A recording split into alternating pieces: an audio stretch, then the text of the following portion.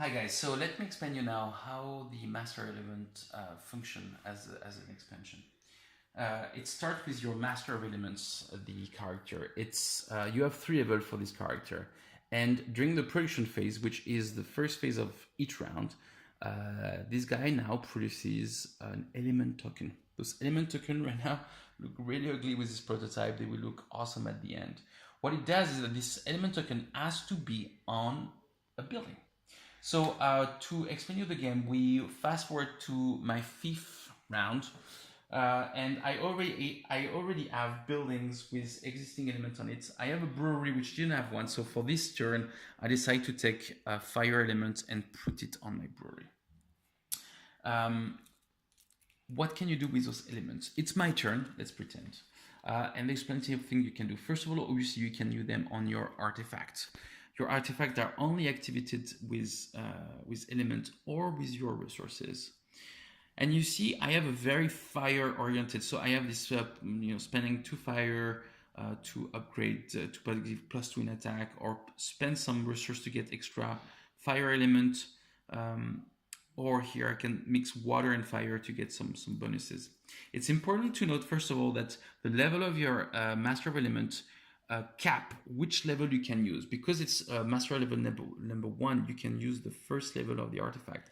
I will need, and let's pretend that I did, upgrade to level 2 to use the second level, and upgrade to level 3 to use the third level. At the third level, you actually get two element token if you can use them, and you gain 5 points. You can never put 2 element token on a building, so you might have to discard some of them if you don't have enough building to host them. Let's say, for the sake of this example, that I'm level 2, so it means that I can use both line on this artifact, and it's my turn. What am I going to do? Well, let's start. I have my water spirits. This new unit basically has 1 in attack or 1 in defense. It's my turn, so I'm going to use it as an attack. And it has spent 3 water to draw a card. So let's say I'm going to attack an imaginary opponent with my water spirit. I'm going to spend 3 water, and the way I spend my 3 water is that I basically flip around 3 stuff, and that enables me to I don't have any card to draw a card. So that was my first thing. The second thing is I decide to attack with the Hell's Hunt. And I decide to boost Hell's Hunt. So I am going to use Graham.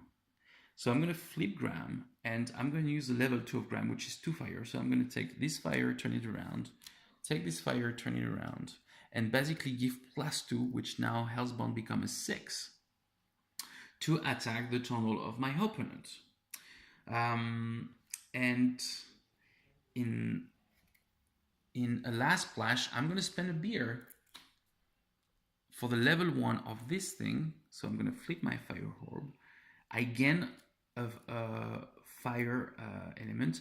As you see, it's not a 3D token, it's a 2D token. So as in everything in this game, 2D means it's not an actual token, it's just literally just an energy, which I'm going to spend immediately on this card, which says destroy the card from your hand. So I'm going to take advantage of this to get rid of one of my beer to kind of lean up my deck.